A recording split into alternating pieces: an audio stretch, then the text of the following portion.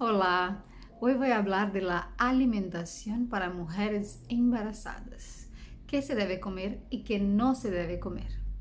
El embarazo es un momento de muchos cambios para la mujer y aparte es un momento perfecto para hacer algunos cambios alimentares, porque la mujer va a encontrar en cada trimestre diferentes alteraciones, hay un movimiento de los órganos internos muy grande, lo que genera con que el estómago se haga más apretadito, estará más arriba, puede generar mucha acidez, hay mucho estreñimiento. Entonces es importante que la mujer reconsidere sus hábitos alimentarios, ¿no? Aparte también, alimenticios, puede ser. Aparte también de que hay cosas que de verdad no se puede tomar o comer durante el embarazo.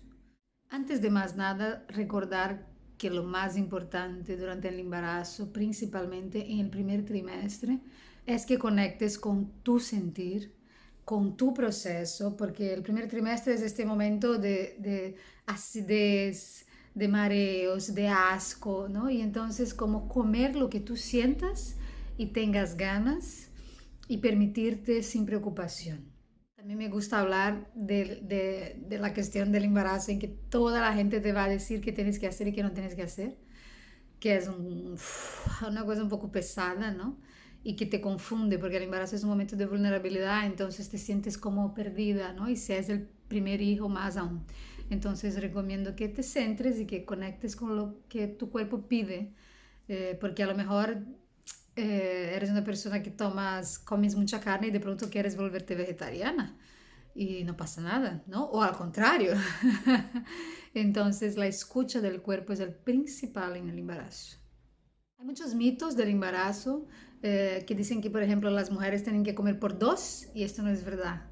La mujer gasta mucho más calorías en la amamantación que en el embarazo. Hablando de calorías, vamos rápidamente a cuánto una mujer debe engordar. La cuestión del peso es muy relativo y también digo, cada embarazo es de una manera. Y también hay muchos médicos que miden los kilos por mes, que me parece que no tienen nada que ver con la estructura del embarazo de la mujer. Yo he tenido embarazos que he engordado casi medio kilo los primeros meses por el mareo y todo, y luego después engordé 2 3 kilos en el otro mes y al final he engordado 10 11 kilos en cada embarazo, que tampoco es muy fuerte, pero yo sentía que estaba en mi equilibrio, ¿no?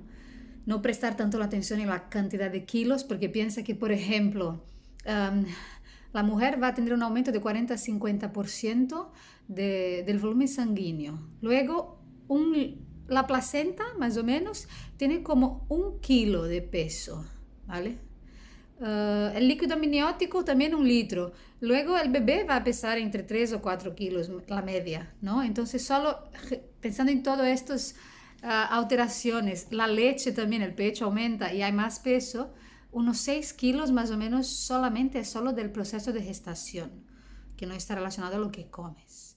Total, más o menos la mujer va a engordar un 20% de su peso, ¿ok? Y está bien. También pensar que es como sigue tu cuerpo y vas conectando y vas viendo. Hay momentos que vas a engordar más, hay momentos que vas a engordar menos y no pasa nada. Lo normal es entre 10 12 kilos, es un embarazo saludable y aparte de esto hay gente que engorda mucho más y que luego recupera su peso sin ningún problema. ¿Ok? Yo recomiendo que no se pongan tan obsesiva con los números de la balanza y sí se preocupe más con la calidad y la cantidad de los alimentos que vas a ingerir. Es muy bueno en el inicio del embarazo tener en cuenta los típicos problemas del embarazo. Estreñimiento, diabetes gestacional, hipertensión y anemia. Con esta base ya tenemos más o menos la idea de cómo sería un plato perfecto. Para mí, un plato perfecto sería, coges un círculo, divide a la mitad. Mitad de este plato tendría que ser de vegetales y verduras. Los vegetales y las verduras tienen un alto índice antioxidante, tienen mucho hierro, las verduras oscuras, las hojas, y entonces, aparte de que tienen alto contenido en fibra, lo que te va a ayudar mucho a no tener tantos incómodos durante el embarazo. Y la otra mitad lo cortas en medio y pone como cereales y proteínas, carbohidratos y proteínas. Es muy importante comer, nutrirse de carne, sea huevo, sea, si no vas a comer carne, ni que sea como pescado o tomar suplementos, porque sí es importante la cuestión de la anemia, puede interferir en el inicio de la formación de los huesos del bebé, de la columna vertebral. Es muy importante que tengas ahí la vitamina B12 bien alta, ¿ok? Y luego los cereales están muy ricos en hierro, como frijoles, garbanzos, lentejas y todo esto. Con este modelo de plato que te pasé, garantizas una buena nutrición, o sea, con pocas calorías y más nutrientes. Tiene un valor nutricional muy alto, que es lo importante para que te sientas bien y para la formación del bebé. Si haces una alimentación rica en fibras y con mucho líquido durante el día, esto puede evitar todo el incómodo del estreñimiento y también evitar algunas hemorroides, que con el tiempo y el peso puede ser generada. Para evitar la acidez estomacal, se recomienda que haga las verduritas y todo sea cocido a la plancha, al vapor o al horno. Cuanto más grasa evite, menos incómodos tendrás. En relación a la hipertensión, se recomienda bajar todo lo que es alimentos preparados, condimentados, porque esto sí puede alterar un poco la sal en tu cuerpo y aparte los excesos de químicos y conservantes que tiene también van a generar incómodos en tu estómago. Evitar todo lo que está relacionado a embutidos y preparados como Frankfurt, chorizo, todo esto no se recomienda. Es bueno evitar todos los alimentos crudos, tener un cuidado especial cuando vas a comer ensaladas fuera de casa porque no sabemos la higienización, bolerías y grasas en exceso. Todos los alimentos que son preparados, condimentados, tampoco se recomienda, sin hablar de la excepción que en el inicio de vida de un bebé, del feto, del embrión, no se recomienda en absoluto drogas, alcohol o tabaco. Todas las bebidas que tienen cafeína tampoco se recomiendan porque pueden como traspasar la placenta y alterar el batimiento cardíaco del bebé. Pueden también tener una interferencia en la respiración fetal, aparte de que también está como cambia el metabolismo del bebé. Entonces no es recomendado. Si eres una persona muy adicta al café, recomiendo que pases al café descafeinado, que bajes la dosis, ¿no?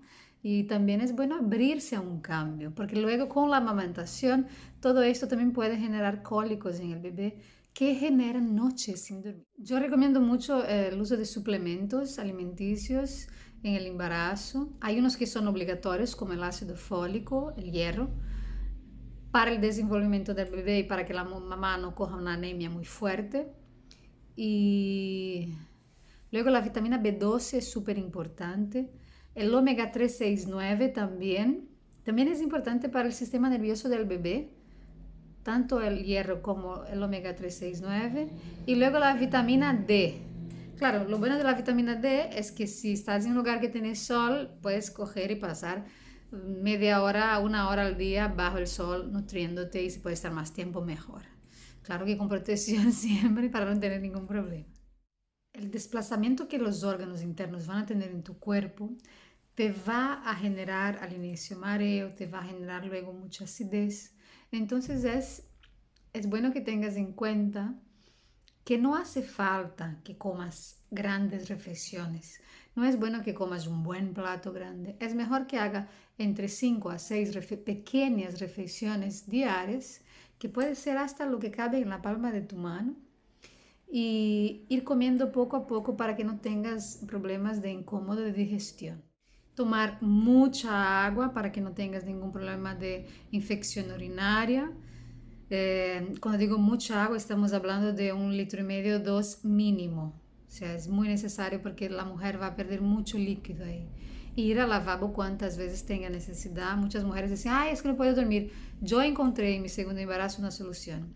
Hasta las 8 de la noche bebo mucha agua. Después de las 8 ya no bebo más. Porque sí que es verdad que yo casi no podía dormir. La dificultad de dormir es un hábito que ya empieza en el embarazo por los incómodos físicos, los dolores y que ya te prepara para cuando el bebé esté ahí. Es normal, ¿no? Algunas noches en claro sí que vamos a tener y a la vez también depende de cómo vas a gestionar la amamentación. A mí me gusta hablar también de lo que comes emocionalmente.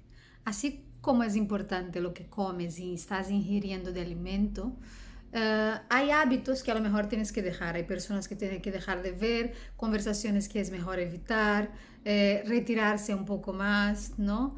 Porque la mujer está en un proceso que es muy atómico internamente. Entonces es bueno tener en cuenta toda tu salud emocional y que a lo mejor antes habían cosas que podías vivir y no te alteraban, pero ahora como estarás más vulnerable, te pueden hacer daño, ¿no? Te pueden generar incómodos físicos. Entonces cuida también de lo que escuchas, de lo que hablas y de lo que estás ahí conviviendo alrededor. Por fin voy a hablar de un temazo que muy poca gente habla y creo que es bastante importante, que son las hierbas, las infusiones y las plantas.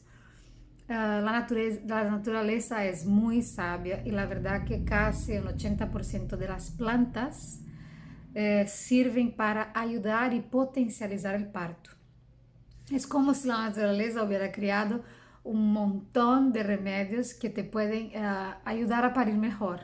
Entonces, en realidad esto en el embarazo es contraindicado, porque claro, boldo, hasta manzanilla, albahaca, menta, María Luisa, todas estas plantas que normalmente pensamos que son hierbitas buenas para el día a día en una mujer embarazada, favorecen contracciones, aumentan. Hay unas que la albahaca, por ejemplo, atrae el feto, ¿no? Entonces es como hay que tener mucho cuidado con las plantitas y tener en cuenta. Yo, sinceramente, no recomiendo que tomen infusiones en el embarazo, ni baños vaginales, ni baños de asiento, ni vaporización vaginal, porque creo que ya hay mucha movida y no hace falta que alteremos, teniendo en cuenta que la naturaleza es sabia y ha traído plantas para que te ayuden al parto.